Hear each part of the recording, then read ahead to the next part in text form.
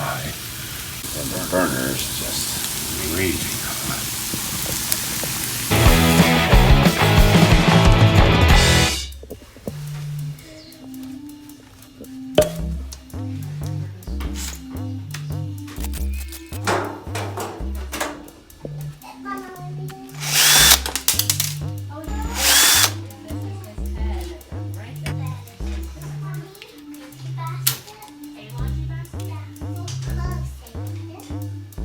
So this new switch is designed with a longer stem. I guess some stoves need that, but mine needs, as you can see on the old stem, how short it was.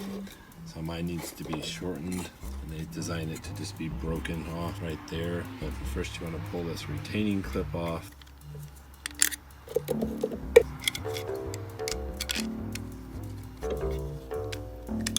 Just snaps right off with a big. I'm going to put that retainer clip back on there.